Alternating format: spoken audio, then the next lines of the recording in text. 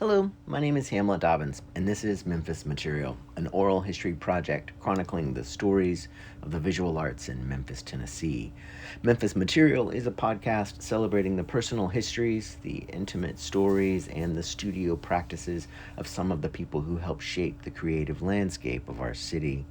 These unedited interviews are all recorded at the Memphis Listening Lab, an archival gem located in the majestic Crosstown Concourse in beautiful Midtown Memphis. The website for Memphis Material was designed by the wonderful Brian Dixon. Now, we do not have sponsors for this project, but if we did, today's interview, the first of two interviews with Patricia Lee Daigle, would be sponsored by Moms That Hang Prints or posters from Robert Motherwell, Paul Klee, Mark Rothko, and Henri Matisse in their houses. Now, this interview with Patty was recorded on January 17th, 2025. Enjoy the interview. Today is Friday, January 17th, 2025, and we're at the Memphis Listening Lab with Patty Daigle and me, and this is for a project that I think is going to be called Memphis Material. Nice. I'm thinking about these, Patty, as an opportunity to get your story. I'm not necessarily thinking about these as being kind of a timely thing, like, oh, the Brooks has a presentation this week, and so we're going to have Patty Daigle in to talk about it. Timeless. It's really going to be kind of like, I want to get your story. Yeah. And truthfully, it's an opportunity for me to sit down and visit and talk with people that I like and that I admire and that I feel like are good and present in the community. And I want to get your story in the same way that Terry Gross wants to know, like, why are you such a badass? How did you get to be so good? That's my goal too. But then also a little extra something thrown in there is that I also want to think a little bit about the city and the arts culture here, the visual arts culture here. Okay. Wonderful. Okay, that's the plan. Now, if you need to pee or if you need to take a break or anything like that, you just holler at me and we'll break. Also, if I come across a topic that you're just like, no way, Hamlin, I'm not going to talk about that, you just kind of wave your little hand, and then that's good. I had to do that with some people before, but I had to say, wave my hand. And they were like, yeah, wave my hand. Okay. So anyway, in case that comes up. Okay. But for me, a great place to start is that way that Krista Tippett always starts her great podcast On Being, where she talks about what's your earliest memory of faith. But we're talking about art today. Yeah. And so what about you? What's your earliest memory of art? I have a few, and I've never really thought about, like, placing them chronologically. So I don't know what my earliest ones are, but some of my I'll give you a few. My mom's a biochemist, but she has a very artistic mind. And I've recently started thinking a lot about, like, why am I the way I am? Why am I interested in the things I'm interested in? And I realize, I think just like an appreciation and interest in art definitely comes from her. Like, she herself is a great artist, and now that she's retired, she's kind of started to lean more into that, and she really finds joy in painting and drawing and things like that. And so she and I would draw together. She would draw me, things like that, do watercolors. And so I think probably memories just doing things with her. She's the one who kind of got me in doing art classes at, like, the library growing up. And I have memories of that, taking like a charcoal drawing class. I don't know if it was at the library, but it was somewhere in our small town in New Jersey where I grew up until I was 11. But those are some of the earliest memories. So to back up just a little bit, so you said your mom was interested in art. Yeah. I wonder how did she get that horrible That's a bug? really great question. I need to ask her that, I think. Her mother was a music teacher. Okay. So I know that's not visual art, but, like, there's definite, both of my parents were very much musically geared as kids. Now, what about in the house? Was there, I mean, obviously if your mom was making stuff and you were doing things with her, obviously there's that kind of connection, which is really great and beautiful. Yeah. But what about, and just out of curiosity, what about the house? Were there objects there that you remember as being a part of your growing up in the house? Not in the way of, like, art on the walls kind of. I mean, there was stuff, but my parents both immigrated to the United States in the 1970s, and they didn't bring a lot of things with them. But I think it was more just, for me, like what really cemented was my mom and dad both were working parents. And, my mom was getting her Ph.D. when I was really little, and then she was working full time. And so my grandmother and grandfather watched us, her parents. And I think just, I realize now, especially being a parent, like the time that I got to spend with her was like really quality time, because I didn't get to spend that much time with her. And so, especially in those moments of, making art together, I think I really, like it really meant more than just like a simple activity. Like it really made an impact. Right. Now, thinking about that, I mean, you were saying that also your grandparents were around. Yes. So they immigrated as well. Yeah. So they came like shortly after my mom and her siblings came to the United States. And we all ended up kind of in New Jersey, New York, that area. Now, where was it in New Jersey? So I grew up in a town called Glen Rock, which is like a tiny, tiny little hamlet. Very appropriate. And yeah, we had family nearby. We first started living when I was born in a very small, very Italian-American town called Lodi. But we eventually moved out to like a slightly more suburban place called Glen Rock, and it was just a tiny, great little town to grow up in. And you said your parents or you said that your mom was working on her Ph.D. when you were really little. Yes. And what about your father? What was he doing? So he also was working on his Ph.D. in sociology. And then when I was very little, he basically 2 PhD students. Somebody needed to make money. And so he kind of took one for the team. And he was ABD. And then he kind of withdrew for several years and worked various jobs. I think he worked at the National Urban League, and then he worked for the YMCA. And he was doing his PhD in sociology at Columbia. And he put that on hold while we were really little. And so he was like kind of between my grandparents and then him were our sort of, during the daytime kind of caretakers. Yeah. Wow. Now, what about, how everything in that area is like, where is it in proximity to the cultural center? Where is it in relation to New York? How far out? That's a great question, because like my frame of reference for all of that is before I could drive or take public transportation by myself. So I might be misspeaking here, but driving like across the George Washington Bridge, maybe like 25 minutes to Manhattan. Okay. Yeah. So close. Was that something that, you were talking about making art with your mom. Yeah. Was that something that you also did? Yeah. Well, kind of, but not really. So like the thing that kind of kept bringing us back to the city, my parents on and off did work in the city, but we went to church in Manhattan on the Upper West Side. But it's funny because like people are like, oh, you grew up like around New York. Did you go to museums all the time? And that's actually like not really my earliest childhood memory. Like I know a lot of people have some of those memories, but they definitely weren't there. Like when we went to New York, it was like for church, like all day long. And then, with 2 working parents, like there isn't that much like downtime. So especially that kind of working. Yeah. Now, when you were talking about making art with your mom, what kind of things would you guys draw? You said that she would make drawings of you. Yeah, I remember distinctly, like she was really good at like portraits, and she would often draw me like very well. She'd like to draw like still lifes, flowers, that kind of thing. Yeah, that was like her main. And she was mostly working, you said, in watercolors? She did a lot of just like pencil drawings, charcoal. I remember we had a lot of oil pastels and things like that. Right. Yeah. No, and you were doing that when you were a kid. I mean, for me, one of the things that's really interesting about that, both as like a maker, but then also as a teacher, is a lot of times my students, when I'm like, well, why do you do that? They do this thing with their hands where it's like they sort of simulate the tactile experience of the materials.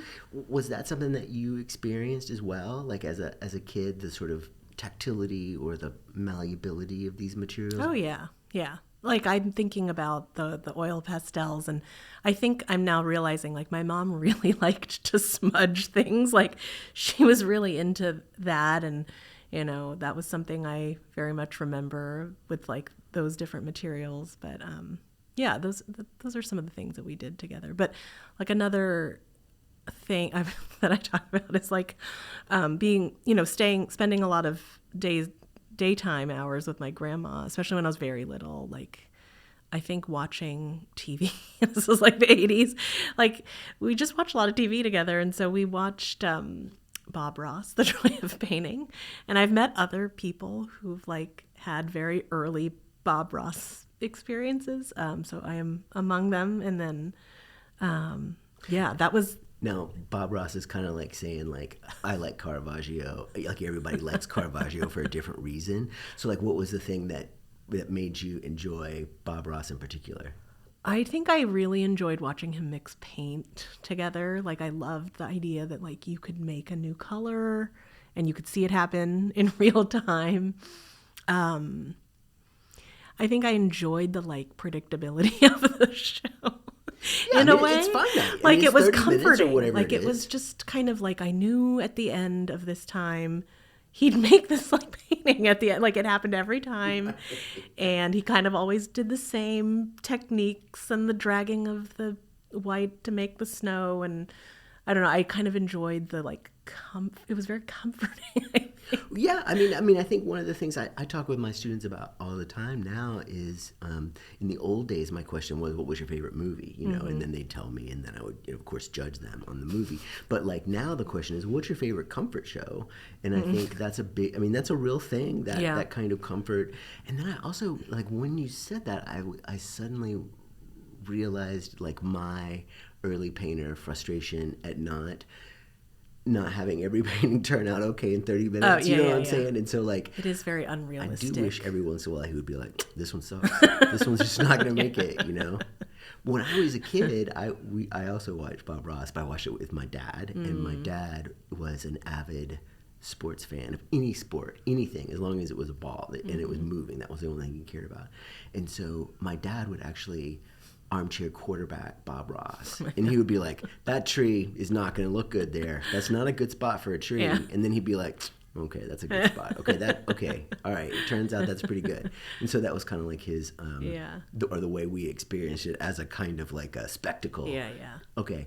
And so then what about like school? What about, were there any connections in terms of thinking about art? Yeah, this is another memory, but like, it makes me really think about, like, I guess I'm really thankful for the time I grew up in, honestly, like being pre-internet. And I'm really thankful for a lot of those like very in-person tactile experiences that I had as a kid. But one of them was, I think her, like, we literally called her the art lady. But she'd come in, and I don't even know how frequently, but like like maybe monthly or every 2 months. And she'd like bring in an actual work of art. And this is in elementary school, at a public elementary school. And we'd get to basically do like visual analysis as like little kids, just like looking at real art. It was amazing. And that was like huge to me, as like a kid who didn't frequent museums as a child, Now break this down for me. How did it work? She was going around with a cart. Like, yeah, she'd bring in like a big canvas. And there would be a big canvas. And then we would sit in front of her, like, if somebody was coming in to read a book. Okay. But we'd like read a painting together. And now I realize like how rare and weird that is to have that experience. But it was something kind of straightforward, but like really impactful. I don't know how many of those kids ended up in careers in the arts, but like it was for me. I didn't know it at the time, but... Now, would it be accompanied with an art making lesson, or was it mostly just like visual culture? No, I really think it was just that. Like, I don't recall. It wasn't even in the art class either. It was in our regular classroom. No, are there any images that you remember that spring to your... I don't. I feel like there were like landscape paintings and things like that. But, we had a really great art teacher as well. Like, in my mind, her name is Miss Budnick, and she was very serious. Like, she was a little, like, she wasn't, like, what you'd think of as an elementary school art teacher. Like, she took it very seriously, which I always kind of appreciated. Like, she didn't see it as, like, arts and crafts time. Like she took it pretty seriously and like taught us real technique and things. And, like just cutting funding from the arts now, it's like to think that we had that at a public school was really rare and special. And yeah. Now, thinking about that classroom experience, I love that thing that you said about how she was really serious and about how she felt like it was really sort of important. Yes. Yeah. Yeah. And so what about the kids around you? Were they also, I mean, in terms of your cohorts, were they also equally interested? I don't know. I don't know. I don't really recall that. Like, I think there are people who felt like she was like stern or cold. But for me, and maybe this speaks to something deeper, like I never got, that's not how I perceived her. Right. And her teaching style and her personality. Like, I felt like, here's someone teaching us real things that materialize into really cool things. And no, yeah. Was she also showing you stuff like in the same way that the art lady was showing you things? Like, was there a visual component where it was like, oh, these are, Monet, or these are I don't remember much of an art historical thing, but Okay. she was like, I'm trying to think to some of the like projects we did. Like we did a lot of stuff with clay. I remember one time we had like these little copper sheets that we had to press like into and kind of engrave, and then we like rubbed something dark on it. I don't know what this is called. And like and then we hammered them to like black pieces of wood, like a panel. Right. And it was like a finished little object that looked like antiqued. I mean, this is in like second grade. So it was like really. It was kind of like making an intaglio print. Yeah, with but copper, I don't except think you we didn't print. It Yes. was just the image that was on there, which is kind of a beautiful and seductive image. Yeah. Okay. So just like really, not just, I don't know, stuff I see these days. I can't remember. Do you have siblings? I do. Okay. I have a brother. His name's Paul. Older?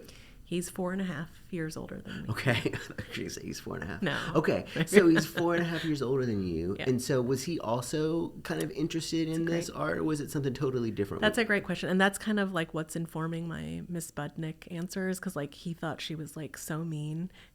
Like I think it's because he's very, very smart, did very well in school, but I feel like at some point she like gave him like a slightly not perfect grade, and like he kind of wrote her off as like this mean old lady, but she wasn't even old. She's probably like 35. But yeah, so he wasn't as into art as I was, for sure. Now, what about like in terms of the being there together? And I know 4.5 years is kind of a big age gap. Mm-hmm. Was there any overlap in terms of your time with your mom, or was that time with your mom mostly just you? Yeah, no, now that I think about it, like I don't think that they ever did that together. That was not something they did together. Right. And now I should ask my brother, like, well, how did you guys spend your time? Because I'm sure they did, but yeah. And then you can just send me a text and let me know what happens, and I'll weave that into this. Okay, so then thinking about that, I mean, all of those are really important. Now, you mentioned that thing about like cutting the funding to the arts, and one of the questions that I have every once in a while, and I understand that you are a public servant, or you are a public figure, and then in that way you will say things, and then you're like, oh my God, I have to like deal with the world, and I don't want to put you in an awkward position. But I think one of the questions, and I was talking with Tracy Lorenzen Wright about this the other day, and this is one of the reasons I ask. Now, thinking about cutting the arts, for you, what would you say in terms of like, I know you probably have something really great like up your sleeve already in terms of like a bullet point for the importance of the arts in schools. And then, truth be told, this whole project, the points of commonality are almost always an important high school or elementary art experience, without question, except for Jamie Harmon. I don't know why Jamie didn't have a good art experience as a kid, but everybody else did. Yeah. And so to me, there's something really interesting and powerful about that. And then also something about that that's worth revisiting, and then also spending just a teeny, teeny, tiny little bit of time on. What do you think, like, in terms of making an argument for the importance of the arts in early childhood education? Yeah.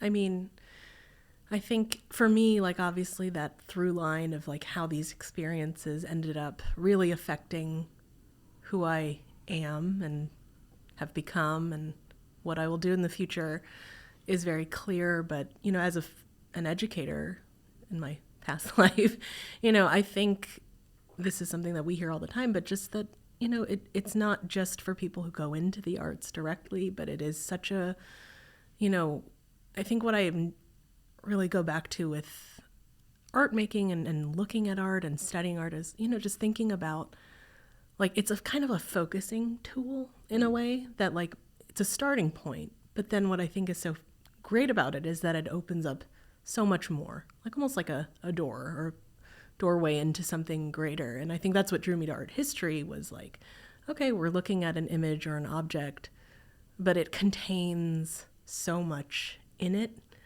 Like, there's the skill and the know-how and the materials that go into making something.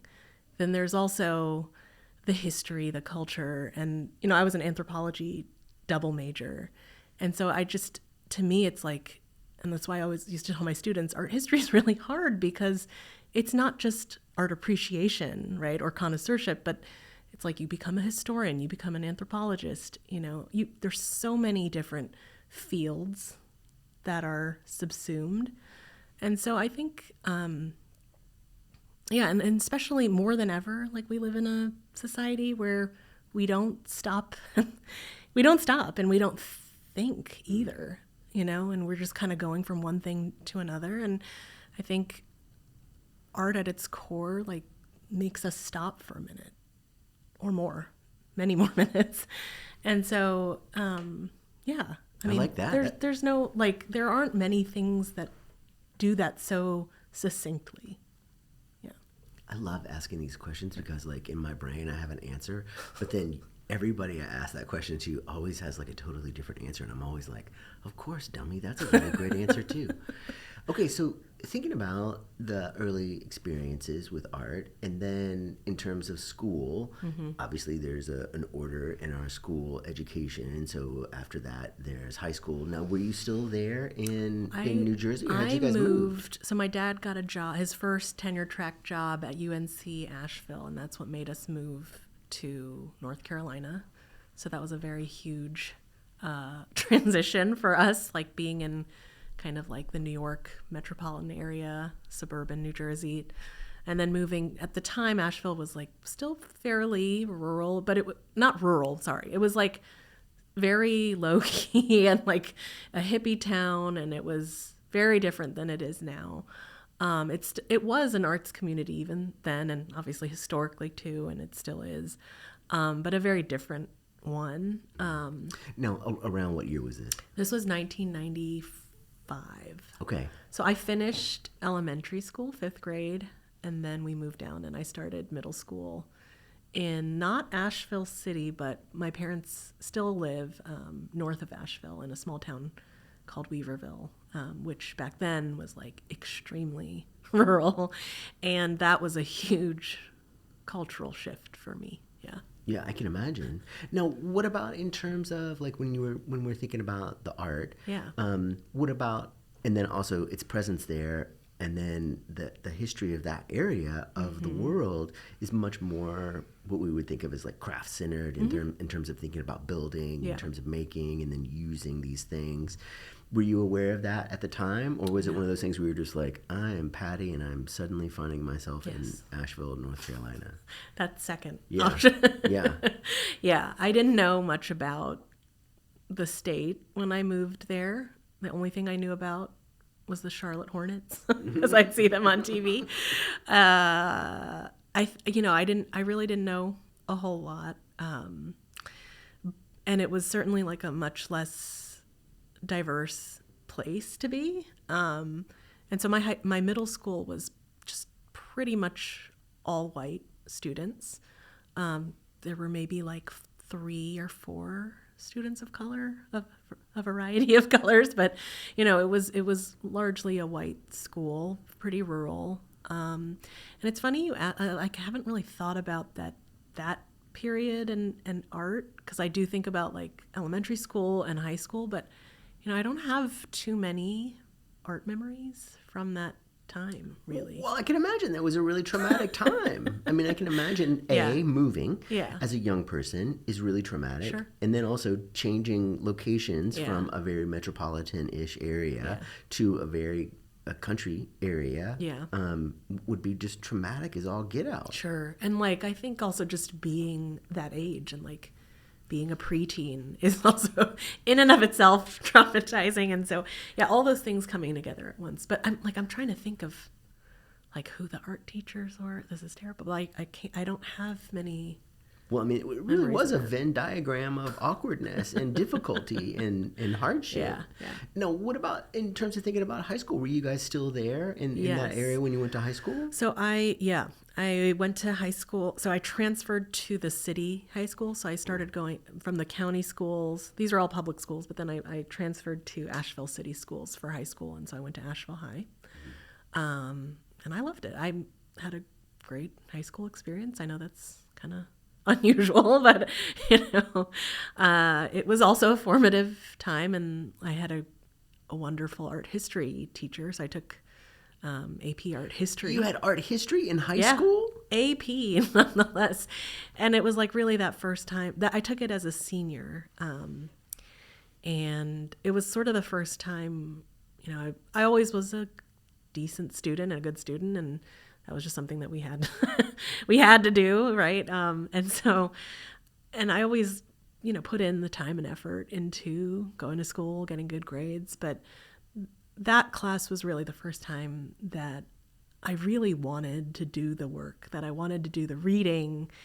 Like, I never liked reading the material until I got to that class. So yeah, and Mr. Williams, Tom Williams, now retired, but it was just like totally captivating. Tell me about it. I mean, because I'm curious, of course, as a teacher, I want to know what happened. Like, how do you do it? Exactly. How do I rip that off, and how do I use that super skill? And then, but also, I know it's not just always about the person. Sometimes it's about the space, blah, blah, blah. But so what was it you think about that AP art history class that really clicked for you? I think one does have to, like, it does sort of matter about the person to some degree. And like, I think that what was so different about his approach too was that he treated us like adults. And I suppose we were nearing adulthood by that time. But I think there was this kind of like mutual respect that really set the tone for that class. I remember the way the classroom was set up in like a kind of U shape. And then there was a big screen. And it was a dark room, which I've heard from students now, like being on the other end of things, like they're like, oh, it puts me to sleep. But like, it was very different. It was, especially in high school too, it's like, that was the only class where something like that happened, right? And it just felt like a much more kind of like communal experience. Like, it didn't feel like school, because it felt like you were just kind of learning, but like through this very enjoyable kind of way of delivering information. Now, what about, speaking of delivery, what was it about Mr. Williams? Yeah, he was just really chill, and like he knew his stuff. Like that class too, because he has like a mandate to, in some ways, teach to a test. Like, we have to take this AP test at the end of the year, and it covered like it was very Western focused at the time, but it really did cover like Paleolithic art to now, and so he had a really tall order, but he had a way of presenting the material that was so purposeful and engaging, and like I think it was just his way of delivering it that really was impactful for us. No. And I'm not alone. Like, there are many of us who have gone through this class that have gone on to careers as artists, as curators, as designers, and things like that. So Now, just not necessarily to back up a little bit, but just to sort of pull back a little bit, what about at home? Like, in terms of thinking about, because a lot of times when we move, our lives, especially when we go to a totally different environment, our lives can become a little more home-centered, and our parents start to maybe take up some of the slack that's not going on in the outside world. Was there additional kind of nurturing or conversations that were happening around art at home, or just around dealing with this crazy shift?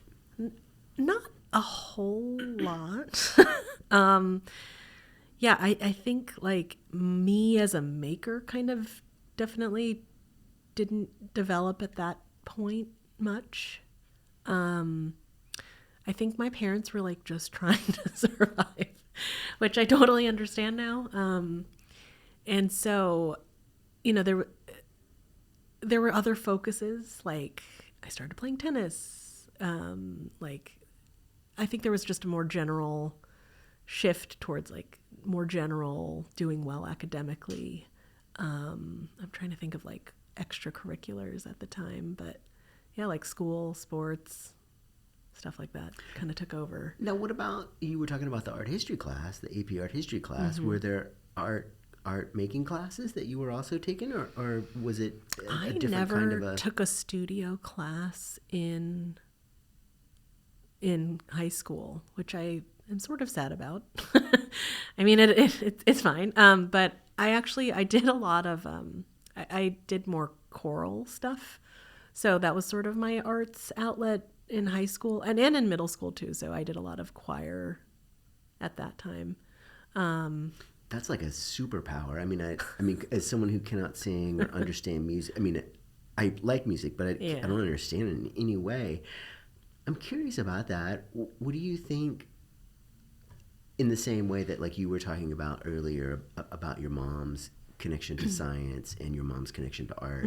For me, there's almost always, you know, when I was teaching at Rhodes, all of the best students that were the best drawers were at biology, without question. Yeah. And so obviously there's something that's sort of interesting in there for me, but what do you think it is about you in terms of thinking about singing, choir?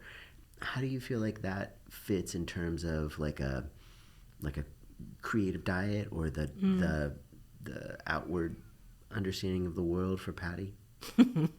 I've never actually thought about that. I've met a lot of curators actually or museum folks who I like later found out have these like secret singing lives. And I'm like, oh, there must be something here. I always loved choir specifically.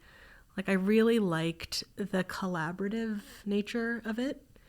I liked like having a part and then making like this end product that came together in a harmony. Like that was deeply satisfying, to have people kind of come together, literally use their bodies and their voices to make something. I guess I've never thought about it in that way, but it is like a different kind of making that isn't like an object, but it is still like an experience. So yeah, but I've never really thought about how that really pertains to like my own work and my interests. But I would imagine it has something to do with that kind of like wonder, as I talked about, with kind of like that pause of coming together, appreciating something that's wonderful. With art, I mean, I think you can say the same thing about music too. Yeah, for sure. Now, so you take this art history class when you're a senior. Was it a full year class or just a semester? It was a full year. Wow, that's like a huge commitment.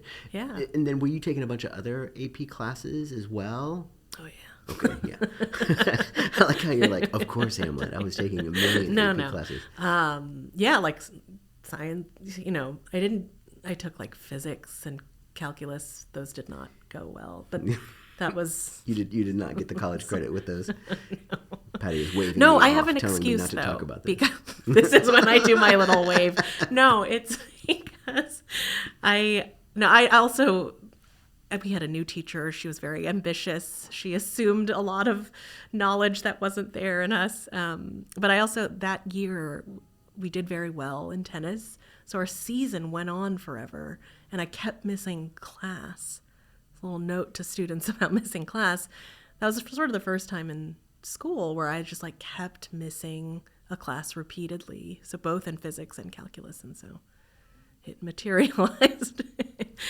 No, so a while ago, there was a really great interview with Arthur Jaffa, or Jaffa, and he said something about Frank Arbach and how important he was in his practice, and then they just immediately moved on. And I was like, wait, hold up, talk about Frank Arbach for a second. So in the back of my head, I hear some people listening to this saying, wait, ask Patty about tennis.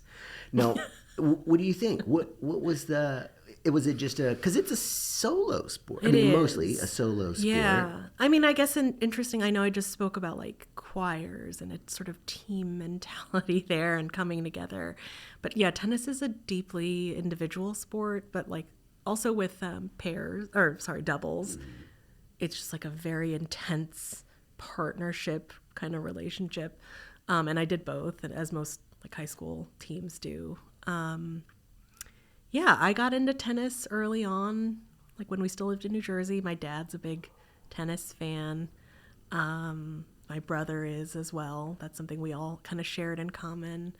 But yeah, it's just something that I kind of stuck with for a little bit as a kid. I'm not terribly athletic, as I'm sure most of your guests are not.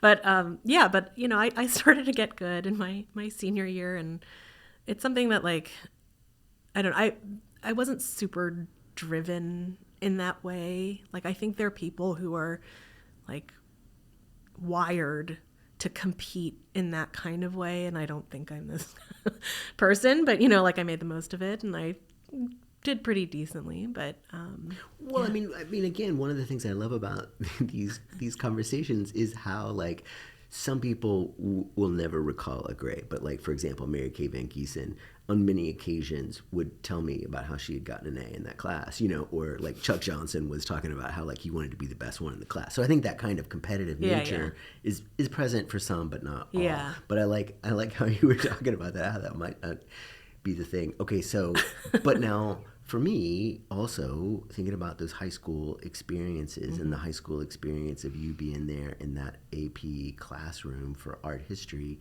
and you've already talked about it in such a beautiful way.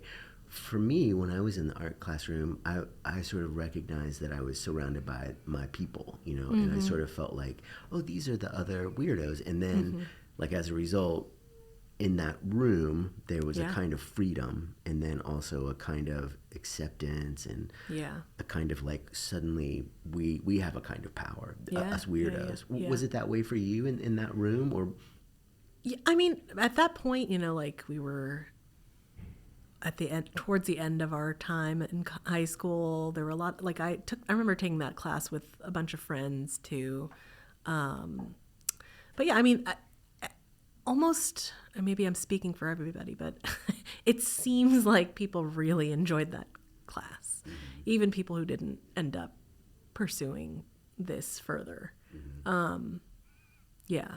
But I don't think it's quite the same experience as like being in a studio class where you're like, my people, you know?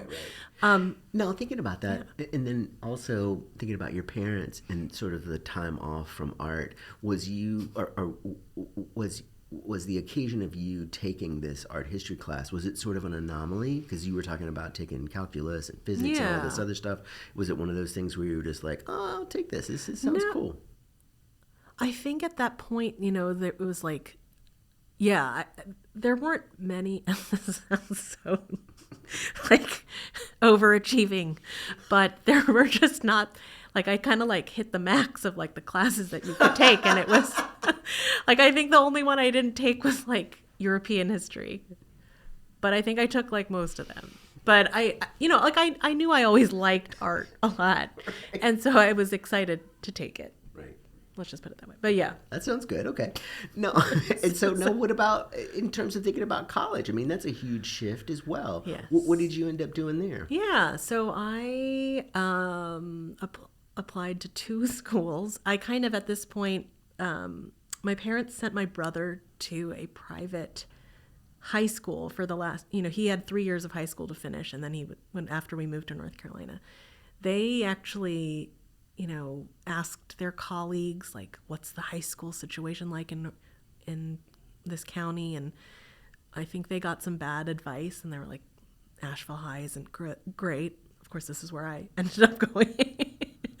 But so they sent my brother to a private school, and, they weren't we were never like financially well off at that point. And so my brother ended up, he got into like Ivy League schools, but then they didn't give enough aid or merit-based scholarships. And so he ended up getting a full ride to UNC Chapel Hill, which is where he went. And that's where I applied to, and kind of knew like this is it for me. Like, there is no money. Like, I kind of knew the landscape going into that. So that's where I went. That said, it's a terrific school. Oh, it was amazing. Yeah. And I'm really thankful. Like, I'm the biggest public education advocate ever, because, like, that was my whole, even grad school. Like, I went to a public university for grad school too. And, I think if you're resourceful and you find the right people and you're, motivated, like, you can make so much out of that experience and then not go into debt. And certainly, like, I think as somebody who never, like, had parents to, like, benefit from, like, connections and who, I think that never even entered my mind that, like, there are people out there who benefit in that way and, like, advance through life because of who they know, because we just never knew those people growing up, right? And so it never really entered my mind, like, oh, that's what you're paying for. Right. So now, so going there, yeah. What was the transition like going from this high school to Chapel Hill? It wasn't too abrupt. Like, at this point, I had lived in North Carolina for a while. I did this, what I like to call nerd camp, when I was in high school, which was, oddly enough, math and science focused. After the summer after my sophomore year, and you spent like the whole summer at a college campus taking classes from like the professors there in math and science, and you do this like research project. So I did this whole project on like DNA splicing, and my mom was very happy. So I already had like that experience of literally like being on a college campus, like going to the dining hall, living in a dorm. So it wasn't a huge transition, and because Paul had already been there, we never overlapped, but we visited many times. So like I was already familiar with the campus, and yeah. Now, what about the classes? Like, when you came in, were you one of those kids that was like, I'm going to be a physicist? Or were you sort of like, well, let's see what happens? Yeah, I was pretty open to that, for sure. Like, now, I didn't... How did that happen? I mean, because you have these parents that are very driven, very like, PhDs, that kind of thing. Yeah. And then, I mean, to me, that seems like that would be unusual for a kid to come in from that background and just kind of be like, let's see what happens. I think and I thank my parents for this very much so. Like, I think there was always an emphasis on academics and doing well and, putting your all into that. I think in terms of what specifically you focused your energies on, they left that open to us, which was quite unusual for Korean immigrant parents. But I realized that it's because my parents, especially my father, I would say, are pretty like atypical in terms of like his own interests as like a sociologist who was like interested in race relations and inequality, coming from Korea in the 70s, kind of an unusual place. And I think he like recognized that nobody ever told him what he should do with his life. And so he extended, I think, that to us to a large degree. Now, I'm always interested in terms of people's paths and how they find certain things. And so I'm curious, how did this work for you? This college experience to become Patty? I think I was excited. I'm realizing, vocalizing all this, like I am very much a huge nerd. But I will say, like, I'm not. You're in good company. You're okay. Universally, like, I don't, I think I was excited that I was finally in a place where, like, I could explore anything I ever wanted to in really great detail. And I think being in that AP art history class kind of gave me a taste of, like, what it would be like to be able to kind of, like, deep dive and really explore something in detail. Not just like learning for the sake of learning, but my own interests could guide my education, I guess. And so I did that. And I took classes that interested me. I mean, this was like a few years after 9/11. So it culturally was a very, difficult time. And I think that's what drew me to a lot of classes that dealt with culture and stereotype and all kinds of things like that. So I took my first year, they had these things called first year seminars, which were like even more deep dive into these kind of niche subjects. But this one was on I think it was like the Arab world and Orientalism, but it was historical, but also contemporary, like in the context of 9/11. And it was it was kind of multidisciplinary in that we read like the Song of Roland, which was like this, I'm going to totally not get the time right, but like a historical book about like the Crusades. But then we also talked about like contemporary things as well, and that was pretty formative in shaping kind of what I was interested in at the time. What kinds of things that you stumbled upon or came across that you think sort of clicked for you in terms of interest? Well, like, I remember like I did a project on like Delacroix and like some of his paintings that he did in Algeria, and I think it was the beginning of where some of those social and cultural questions that intrigued me, especially like being raised by the dad I have, started to really merge with like the artwork, and that there's this really deep connection there, that like artwork and imagery like has this power to shape the way somebody might view someone else, and that hadn't really come into play until college, I think. And so I had a number of really excellent professors, and I think that was also kind of like the time too, where people were processing multiculturalism and artwork and moving towards social art history, and it was really that time period. So I think it was also like a great, just by chance, right, like that I kind of came up during that time. Now, just to back up a little bit, in terms of thinking about your dad, I mean, it seems like his practice is much more tied to some of these things that you were interested in and sort of connected to. Will you talk a little bit about what your dad did when you were a kid? You were saying that he worked as a social worker? He didn't. I don't think he did he worked at the National Urban League. Okay. And then he worked at the YMCA. Okay. In more like administrative roles. But, he was pursuing a sociology Ph.D. Okay. Sorry. Yeah. No, and I think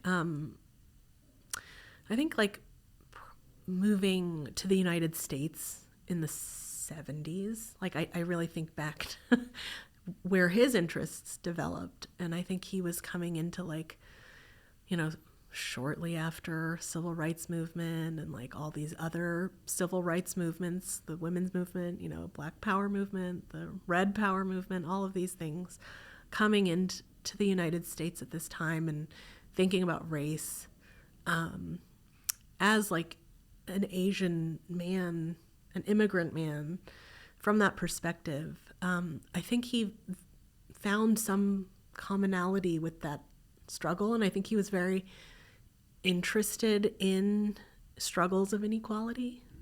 And that's something I think he carried over from Korea too. Obviously there it's more like of a class struggle perhaps.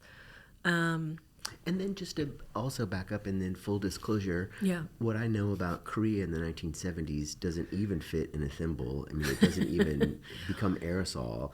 So what Did he leave? Yeah, like what kind of an environment was going on there? I mean, I know that. Go ahead. Yeah, after the Korean War, there were a series of like presidents put in place that were, on the by the looks of it, like democratically elected presidents, right? Very much backed by the United States. But by the 70s too, like the truth is that none of these folks were elected in any kind of truly democratic process. There was a lot of repression and a lot of repression of opposition. And it was like a pretty violent time. And so that's the Korea that my parents left. Now, how old were your parents when they immigrated? I suppose they were in their mid to late 20s. Wow. Yeah.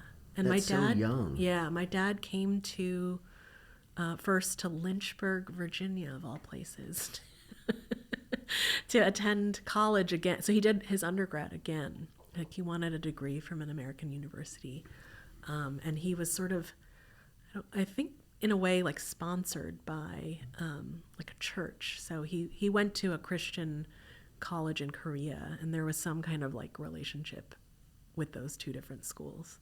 No, what about like at home in terms of thinking about conversation about your dad's work and then also your mom's work and then just sort of the house, and then you were also talking about your grandparents being particularly present. Yeah. And so I'm curious, like, to back up a whole lot, maybe thinking about that, I'm super curious about how their lives, their professions, sort of filtered into or were part of your early life. Yeah.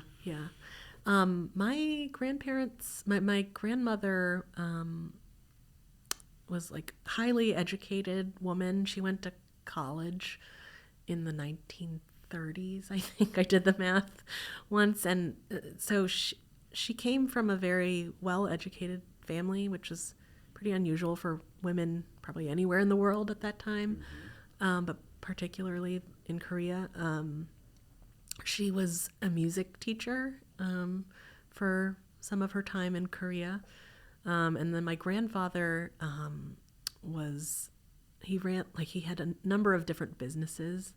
And so my mother grew up, I think, like pretty well-to-do until the Korean War kind of leveled a lot of people's livelihoods, and they too lost a lot in terms of, property and things like that, and they had to flee and regroup. And so it really was kind of this leveling thing. My dad came from a agricultural family, so like really different experiences. Like he grew up on a rice farm, not at all urban. Like my mom had a pretty like urban experience, whatever that means back in 1950s and 60s Korea. But they came from very different backgrounds, and kind of but when they met in New York in the 70s, like as I said before, they kind of were very much in that same environment, both pursuing advanced degrees and like in this community of other Korean young professionals and academics. And so they met after they immigrated. Mm-hmm. Oh, that's interesting. Yeah. Okay. Yeah. Wow. Okay, there's a lot to chew on there. Okay, there so is. Yeah. Now thinking about college, I mean, part of me is totally envious. I mean, I think my curiosity really did not begin until much later in life. I mean, I think I really sort of viewed college as a thing to sort of get through, and then my experience was it was totally different. And so I'm really curious about how you're describing your college experience, about being sort of driven by curiosity and being driven by learning and then also the possibilities of what you can do. And I'm super curious about that. Yeah, and I think, of course, at the time you don't realize any of this. But, I've started to realize, like, it's really weird to have the parents that I had. And, like, the fact that, they were both researchers at their core, and that idea of, like, inquiry was not foreign to me. Like, I already knew that their whole lives and careers were driven by questions. And so that didn't seem so strange to me. And as I said, like, I think it was exciting to be in a place where, like, I could ask these questions, and there was this kind of support and infrastructure there that would let me do that. And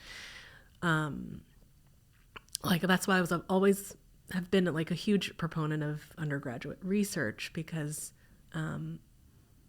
yes, there are things you can achieve in the classroom, but there's something about, like, that act, the process of conducting research, and it can take so many different forms. That was really something that UNC embraced and supported, and there were, like, a number of different, like, research experiences and opportunities there, like study abroad experiences that were tied to research fellowships and things like that. So I was really lucky to have that, and then I feel very fortunate to have sought them out, like, to have known to and be excited to do that. So. And you were saying earlier that you had a double major with anthropology, and so how did those weave together? How did you find those? Yeah, I took just anthropology. I think it was like adjacent to sociology, and I was like, oh, these are the things, that my dad is kind of talking about to some extent. They're in the same building. But I liked the sort of material aspect too.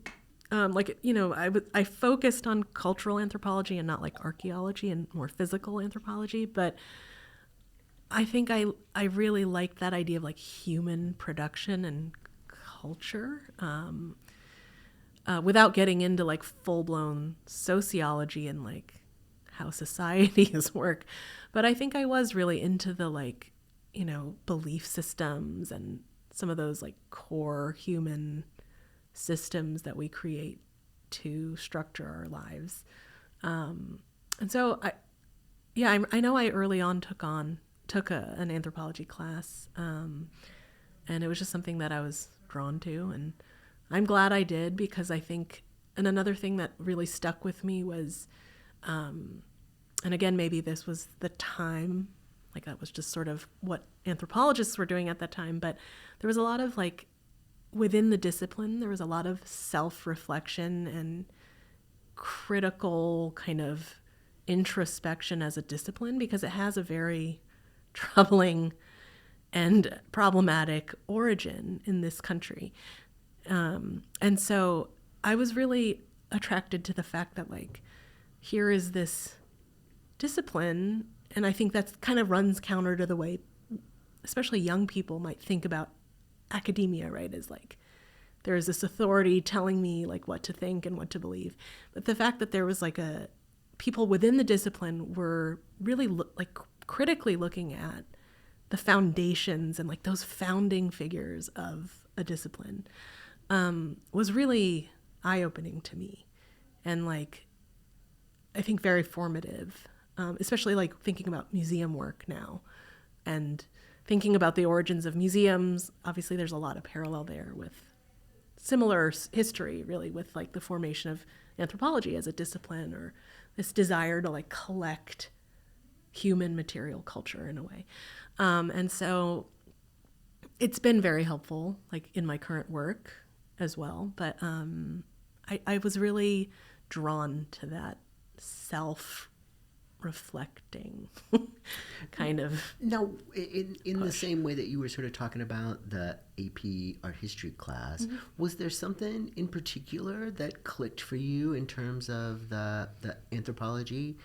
That was it a thing, or was it a lecture or a subject that particularly clicked for you, or was it the wholeness of it? I had some really great professors. I remember reading a lot of like just pretty like hardcore core anthropological theory, like way too young, and like it was really hard. But at the end of it, it was like brutal, but I like got so much out of it. That was a kind of like, I think that was something that I was like, I could go to grad school. Like I could do this and it could, have a really big impact on the way I think. And I think that that's what I got a lot of from double majoring in anthropology, was just that thought process and like the way to think about culture. I mean, art is part of that too. Yeah. I love how you said that you got exposed to some hardcore anthropology way too early. Do you think it was that it was like one of those things where you realized how little you knew, and then as a result you had to push yourself to understand these other things? What was it what do you think it was about it that moved you or pushed you so far? I mean, I think I took this in my like sophomore year, and it was with a bunch of like, it was a very small seminar class. So that was like the first time I had ever been in that kind of setting, which is obviously like more common in grad school. It was all like seniors, and it was just, I felt very out of place, out of my league.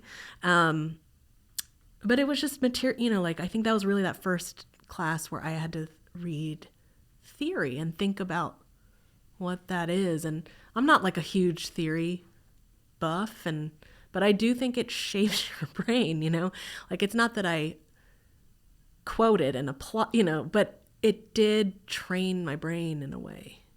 It's hard to describe, but like... No, I mean, I totally understand that. Yeah. And then also the thing about being in a classroom with people who are older than you and more mature than you and smarter in a way. Yeah. And so it kind of makes you up your game in kind of a competitive way, or just sort of a, I don't want to fall behind kind of way. Yeah, it was more than...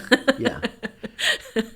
But yeah. Now, thinking about all of those things, where in terms of the undergraduate experience does the visual art come back in?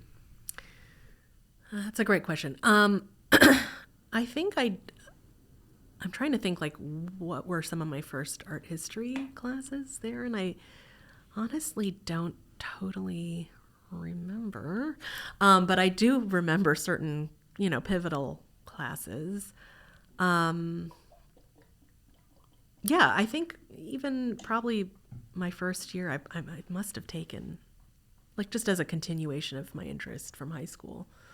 Yeah, and it all kind of came together. And I think I like decided on those two majors like kind of midway through and kept going. But one of the things at Carolina is that they require that you take, as an art history major, you have to take a studio class.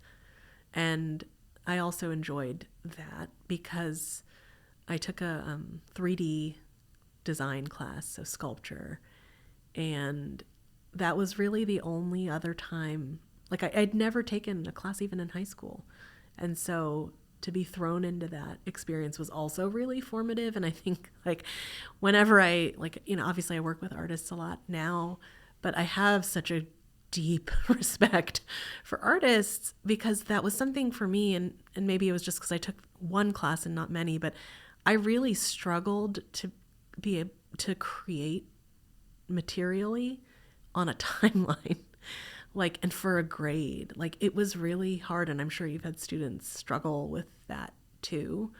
And I said, like art history too, I found myself like pouring myself into this class, and like there was one day where it snowed like, I don't know, like half a foot, and I was like driving over to the studio, which was off campus, like in the snow in my roommate's car that I borrowed. And I was like, wow, like it also brought out this kind of like dedication that kind of surprised me even. But I understand, like I get why artists are so invested and like want to get it right, and or like make sure that they're not leaving anything behind or out, or and so it was it was a formative experience in that it gave me like a little glimpse into, I think, that process of creation and, what all goes into that. And it's not just technique and skill, but it's more than that. I love that thing that you talked about when you were talking about taking that class and sort of rekindling that kind of excitement and thinking about, and then also to me something that's really great is that Chapel Hill had that hardwired into the curriculum. I mean, of course, that's something that I wish that we had because, all of the things. And so what other kinds of things were you exposed to through that curriculum at UNC? Or University of North Carolina, Chapel Hill. Yeah. I'm curious, how did that, what other things do you think were a part of that education? In terms of art history specifically, or just generally? Anything that became Patty. I think, I spoke a little bit about like research experiences, but I was really fortunate to be able to study abroad in the summers. I never did a semester abroad, but even after my first year, before I even went to UNC, they sent out like all prospective first year students like a pamphlet on like this fully funded trip to Singapore. And I was like, I'm going to do that. So I applied, and it was the first year, a graduate of the business school. He like made his whole business in Singapore, and he wanted to give back to the university. And so he created a program where 25 first year students could go to Singapore for, I think it was like 6 weeks. And you took courses at the National University of Singapore. We went to Thailand for a week. We went to Malaysia. It was a really unique experience. And so I did that at the end of my freshman year. And then I went... Stop. Sorry. Talk to me about Singapore, because, it was just like you just said, and then we teleported, and then we flew, and we turned invisible. Yes. So you were in Singapore for this extended period of time. That must have been life-shattering and changing and expanding in so many ways. Totally. Talk to me a little bit about that. I'm curious. Yeah. Singapore's a very unique place. It's a city-state. There's no place like it, really. And I'd never been to a place like that. It's very efficient. I think at that point, I don't know when it was. I think it was in the 90s. What is that guy's name? That American guy who got in serious trouble for vandalizing cars or something like that. And he was caned. Oh, they caned him. Yes. So that was our main point of reference for Singapore. But it's a really vibrant place. It is very, it's very efficient. That part is true. There's a reason it's so clean. It's a really interesting place to be. Really vibrant mix of, people who've immigrated from China over the, historically, South Asia and other places. And so it's a real culturally rich place. But it was interesting to see how people really embraced this kind of national identity as Singaporean, not Chinese or not, Indian, or Malaysian, but Singaporean. So yeah, it was a really great place. And I went back after my sophomore year because they created a research fellowship. So they wanted a student, again to Singapore. Yes, who was on the first group to go back to be this kind of chaperone guide. I've been here before. But you also, in your downtime, got to do a research project. And so I did a project through the anthropology department at UNC. But it was also arts-based. And I was looking at that time, the government in Singapore was very much pushing the arts broadly, music, visual arts. And so I was really curious, again, going back to asking these questions of what does arts promotion and cultivation look like in an authoritarian city-state? like, how does creativity flourish in these kind of circumstances? And so that was sort of my question. Like, what's motivating this real intense push from the government for creativity in the arts? And so that was my project. But it was largely like, part of it was like economic, right? Like, they had cracked down so hard that now, like, we were in a like ideas-based economy, and like if people weren't able to think creatively, that could have like economically detrimental impact. So it was a very like specific reason for pushing for the arts. Yeah.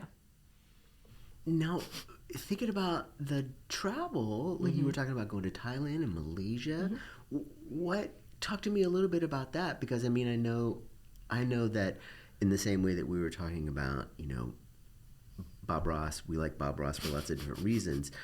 What were some? I mean, those are two very particular places to visit, and will you talk a little bit about that? Yeah, I think they really wanted to show us different parts of Southeast Asia and different experiences. As I said, Singapore is a very unique situation in that it's small. It's possible to crack down and kind of have this heavy hand but then, build an efficient, strong kind of society, albeit maybe somewhat restricted. So it was sort of the other side to that, maybe, and going to a place like Bangkok and just seeing like a different situation, really. But it was amazing just to see different cultures, and we went to sort of like the Grand Palace and things like that, and just being immersed in different places. And Malaysia, culturally has had a really significant impact on Singapore, because there was a lot of migration from there. So it was also kind of cool to see, Malaysia in Malaysia and not just how it was sort of filtered into creating part of Singapore. I mean, and then also just to, again, zoom back, I mean, as this Korean immigrant or children of a child of Korean immigrants finding themselves in Asheville, North Carolina, where you're one of 3 kids who are of color, and then suddenly to find yourself in Singapore, Malaysia, Thailand. Yeah. I'm curious too about that kind of impact on you as a person. Yeah. I mean, I was fortunate to be able to travel to Korea as a kid, I think when I was about 8 years old. But since then, I hadn't really... Oh, no, I went back for my grandparents' funeral, my dad's parents. But to be, that was my first time in another part of Asia. And I think it just really, makes you realize the world is so big. And yeah, I mean, it was a good place to be, and kind of really, especially also experiencing that with 25 other kids from your college was also a really unique experience, to some extent. Yeah. And then I should probably tell you, Patty, I'm not in any rush, so we don't have to finish today. I think maybe I told you that before, but I would love to hear. I mean, it's like you're kind of like, you're sort of like alluding to like, well, this was pretty great. And, we did all these things. And of course, being there with 24 other kids was really interesting. Next question. But tell me about this. I'm super curious, Patty. I want to know all the things. I mean, anything that you're willing to share. I mean, to me, that experience is massive. And I know that Patty's time in Singapore could be a novel. You know what I mean? And so like there's a part of me that's like, hey, let's spend a little time there. I mean, I will say for me, like, I really loved Singapore because I think I'm a type A person. And so the like order and the like efficiency like really appealed to me. And it was also, interestingly enough, because it was so like orderly and safe, it was also like a really great place to be an 18, 19-year-old woman, young woman, and like feel kind of free to explore and like do, go out and do things on your own in a way that like I was coming from a small college town. And so being in this like kind of metro, that was sort of, I guess, like my first taste of like being in a city as an adult. And I'm using air quotes, but, having that freedom to just kind of do whatever I wanted. And that really was sort of like that first time that I had that, and all of us, like that we all experienced that. Now, thinking about that kind of freedom, power, safety aspect of being in a new place and being in a foreign land, I'm interested in what are some of the things that you like when a person finds himself in that situation. Everyone will sort of do things differently, and so I'm curious, what were some things that, in terms of your exploration, in terms of your curiosity at that time, I'm curious, what were some things that you found yourself sort of driven to or free to do? I think like exploring different neighborhoods. So Singapore is a really multicultural place, but it's not huge, so the ability to explore is very easy.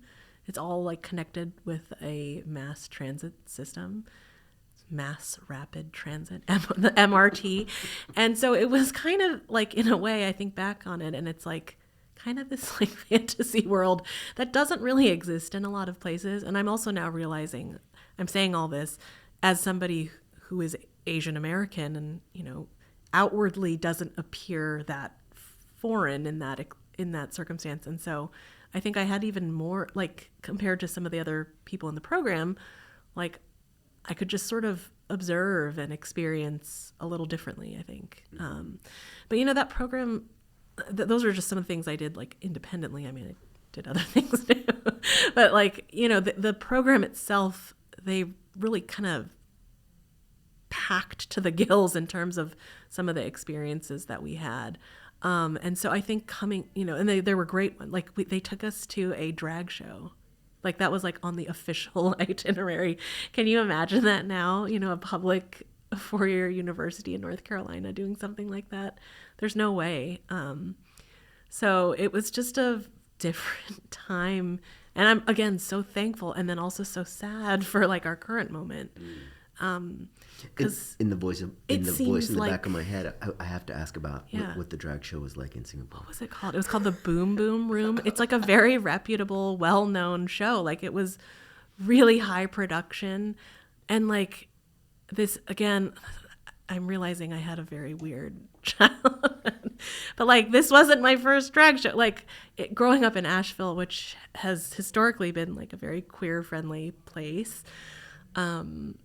Some of the like first clubs I ever went to were gay clubs, and they were like 18 and older. Like, again, all this sounds so hard to imagine in today's world, very sadly, but those were like some of our earliest club experiences in high school. And so, but I just remember thinking, like, for a lot of the kids on that group, like, this was like their first time in a club like that. And it was amazing. Like, I loved just seeing like people, just their world opening up in front of you, so that was really cool. Wow. Now, I'm also interested in you going back and being sort of like a chaperone, older, more experienced person. Yes, it was like 8 months later. Right. But I was so wise. Yeah. But I'm interested too in terms of that research experience that you had there, because I mean that also feels really interesting in that it's really you. It's really you doing this research and you thinking about this thing, and so there's a kind of like self-determination about it that feels really powerful, totally, and wonderful. And I think that I mentioned that earlier, but like those experiences like made me realize, like, I want to keep going. Like, that, that's why I went to grad school. But I didn't go into grad school afraid or unsure of how to do this. Like, I had some sense of what to do, because even in undergrad there were opportunities to develop that. And like, I worked with a professor for that Singapore project, who was an anthropologist, and she really kind of like walked me through that research process. And so, you know, like I set up interviews with people. Like I even got like IRB approval, and like just so that like everything I was doing was kosher, and like in terms of like getting people's permission to interview them. And yeah, so it was just really great skill building in that way. Yeah. To me, I mean, all of that feels really, really great. And also, I love how you're talking about how it sort of fits in with your temperament, and also the things that you sort of enjoy.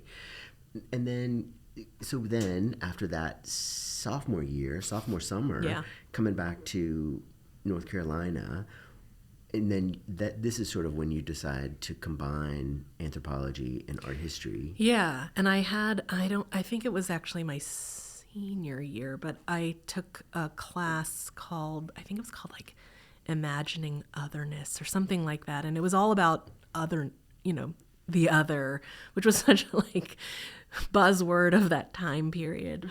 But that class, that was taught by Lenice Williams, who was a visiting professor who I think had just finished or was finishing up her Ph.D. at Yale. That class was also like one of these really significant moments for me in terms of really kind of, you know, putting a name to what I was already kind of interested in, and showing me like, oh, here's somebody who is doing this. Like that could be me in a few years. Like it was very helpful to see that, you know, there are people out there already doing this kind of work who are interested in these questions about like race and racial formation, but from a visual perspective, and how does the visual play into that. So that was a really important class for me.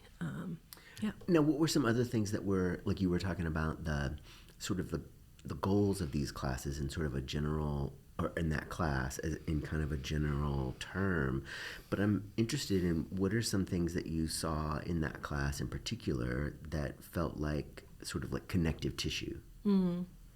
I can't think too, you know, I think we looked at a lot of different images, but that was actually the first class that I remember the theory and the sort of texts that we were reading really articulated like my thoughts and the things that interested me. And then like really learning how to pick apart an image and understand it, like all of the deliberate reasons for why the image ended up the way it did, like from a racial perspective or sometimes a racist perspective, like how these are deliberate choices. And so that class, I think, was like really a crash course in like visual stereotypes too, in many ways. I remember that was a big part of it.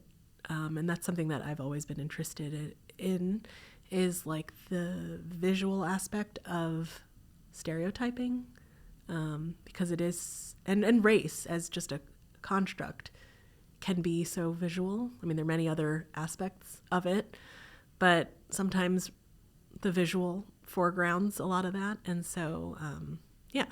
So like what kind of things were you looking at? I'm trying to think. Like it's been so long. It's like a pop quiz. Yeah, I the reason I come back to these readings so much is because I've used a lot of them in my own courses, and like I think I still held on to like the printout. Like I think I still have the printouts somewhere. But yeah, I mean, I think we looked at a lot of material, you know, from historical images to contemporary. And I'm trying to think, yeah, I don't have much more to say. That's okay.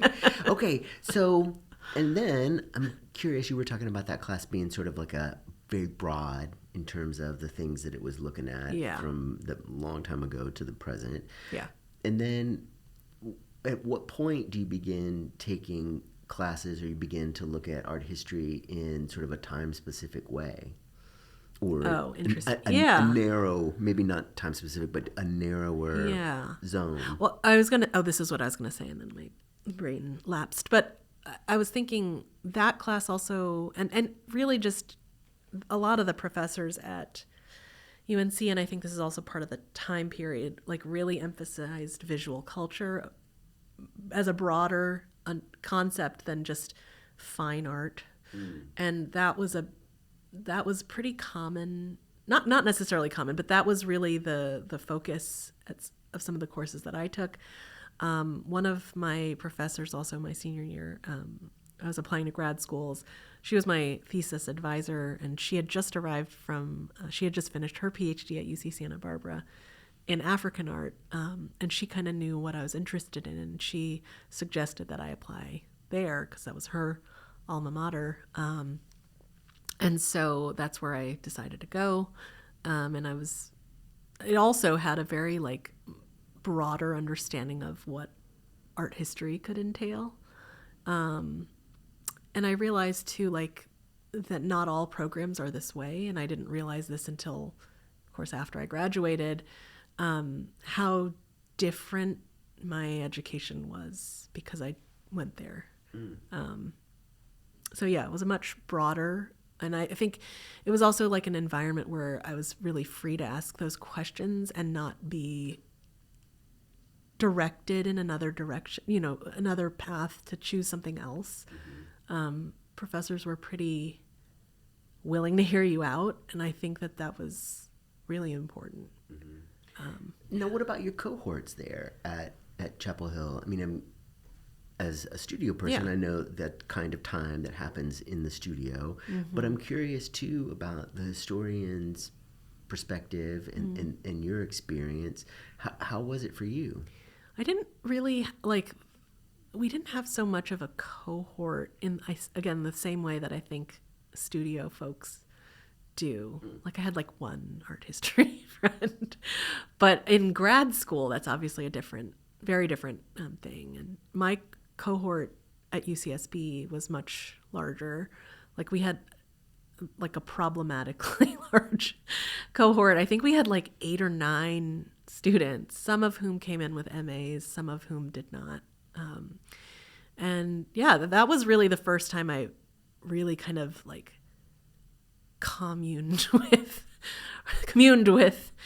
other art historians, and like really was like, these are my people. Like that was really the first time, I would say. I didn't have much of that in undergrad.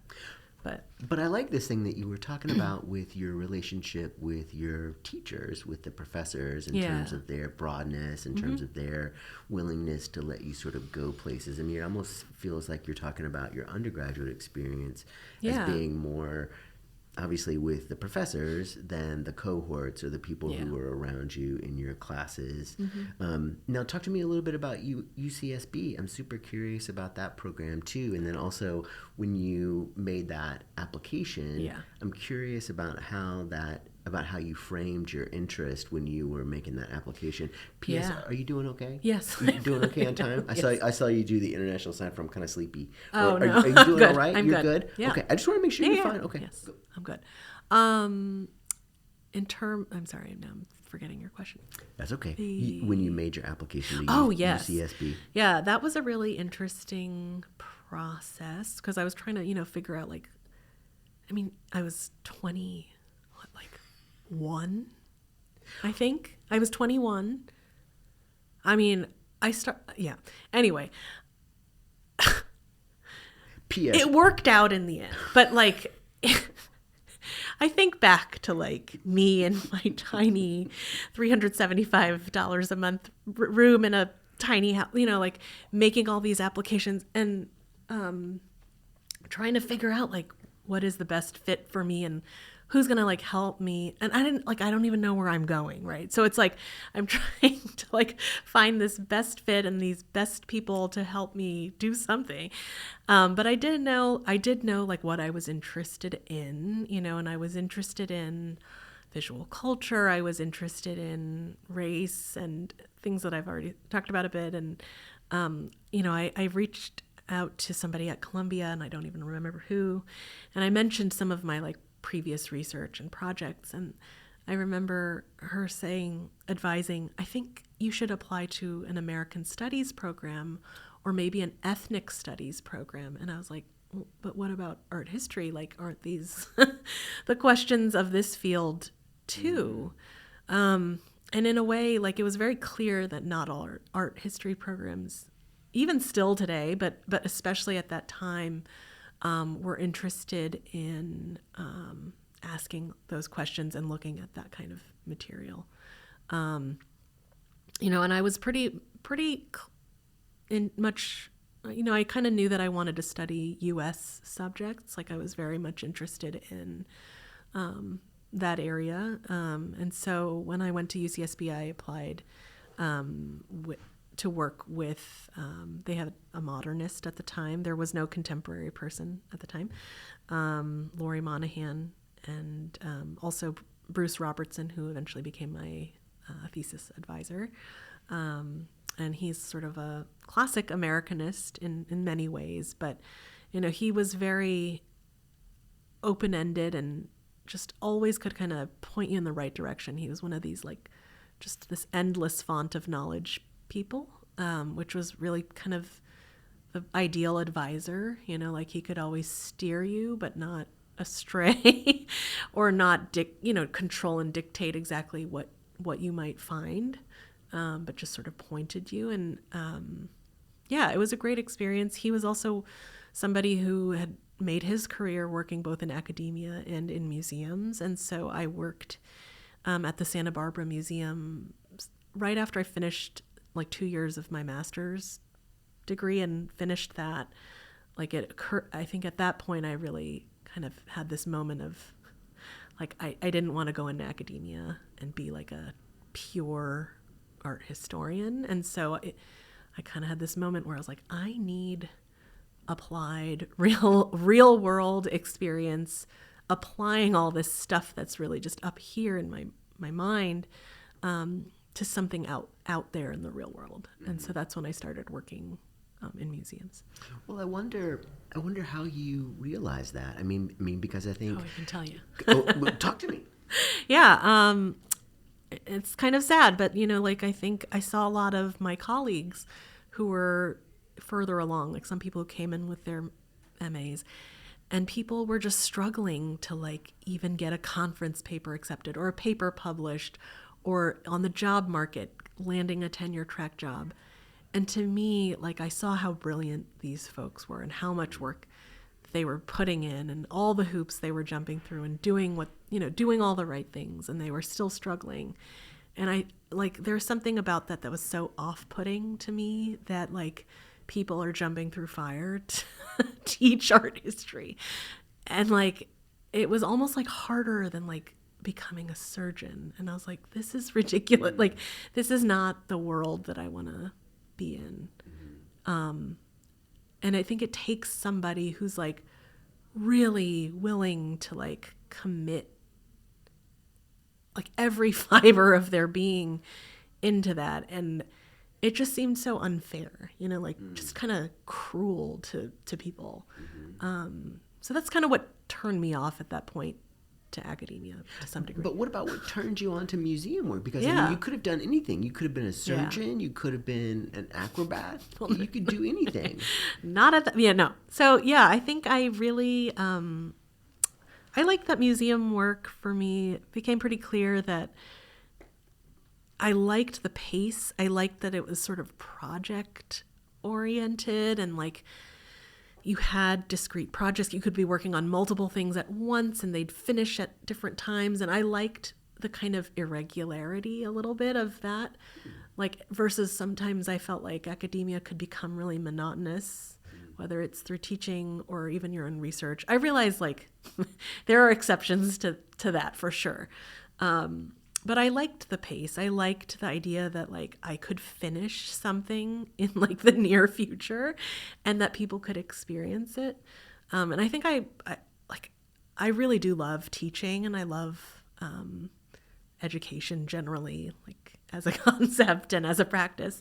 And so for me, it was a way to continue education and educating folks, but through a completely different format and experience and medium.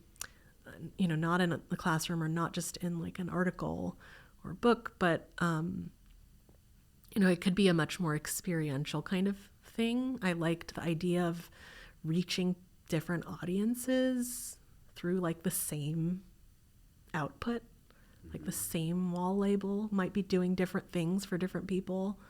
Now, was there a time when you saw that? Was there a time that you experienced that? The reason I ask is like, for me, before this, you mean? Yeah, because for me, the way I came at it was through going to see shows at the Memphis Center for Contemporary Art. Like that sort of was me going in and saying, "Oh, this is wow, what is this? This is a different kind of experience." Was there something like that for you? I always liked museums, and it wasn't because of New York and growing up near there, but it was actually my dad, my aunt, my mother's older sister, lived in Silver Spring, Maryland, and we would often go down to visit her in the summers. And so we actually went to a lot of the Smithsonian museums, just on like family trips. And I think those were most of my like early museum experiences were like at the National Gallery.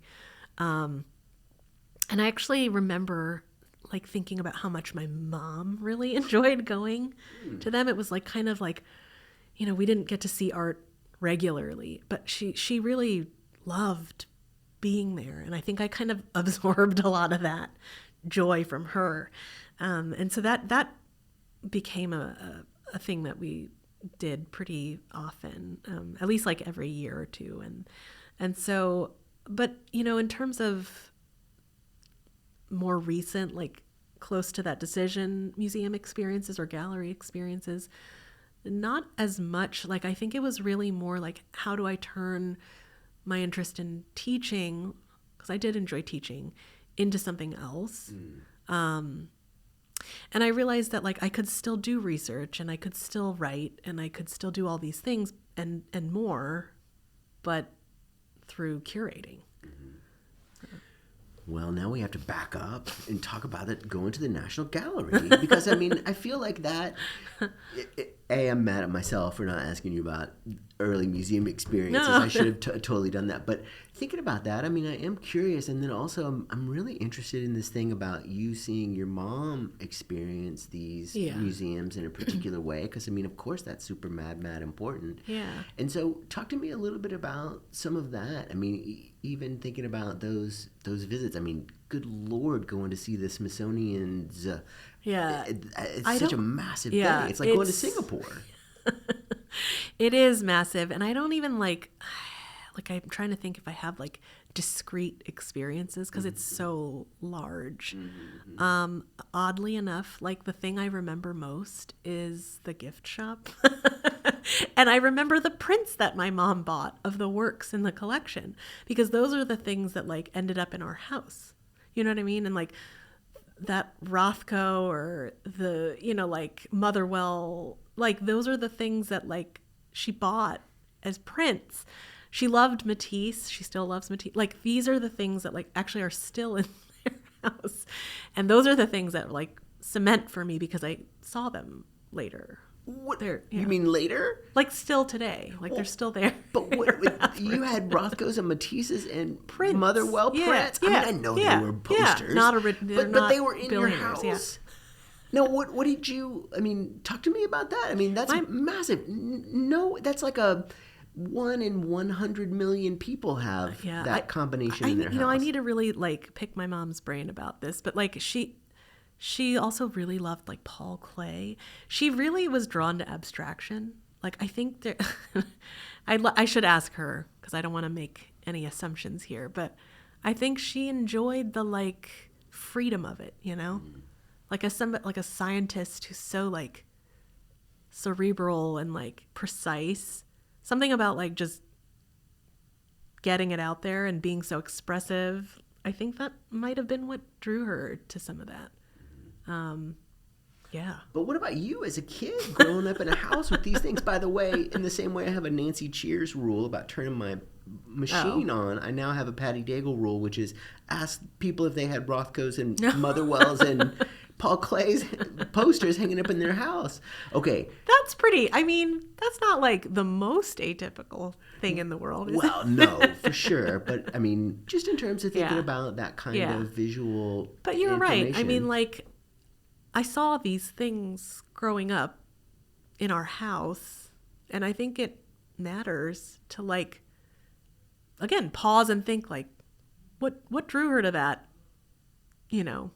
black blob? Well, you'll have to let me know when your mom is in town, and I'll bring her down here, and I'll just ask That'd be her. amazing. Okay, so, but that said, I mean, I think one of the things in terms of you turning towards or broadening your view of the world in terms of thinking about other possibilities for your interests and how to get those out there in the world, I'm curious. I mean, there are a million different ways for us to take those interests that would not necessarily be entering into the museum or a public exhibition sphere.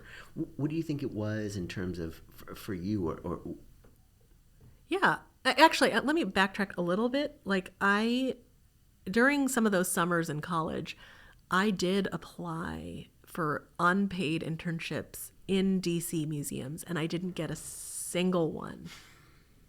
Okay, for anybody out there, right, who's like, you gotta, that, and also that, like, I just think about like how the museum world has hopefully shifted a little bit since then. Because, like, I would have hired a me, you know what I mean?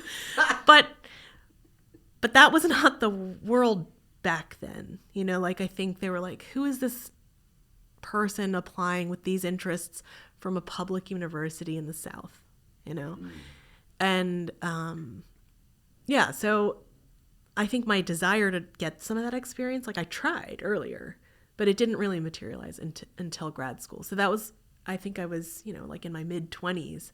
Before and I never had an internship. So like, I always tell this to like interns at the museum who are like 16 or 18. And I'm like, you're already like doing great. Like this is amazing that you've had this opportunity to like start thinking about some of this now and letting that guide you rather than kind of the reverse where you're like, I've chosen this field. What do I do with it? Right? Like, how do I make this? And like, in a way, I feel like it kind of worked out, and I've slowly kind of discovered what I enjoy most and what I'm able to do in this field of work. But it definitely wasn't like what do I need to do to get to that end goal? Like, it kind of came to me and revealed itself in a different kind of way.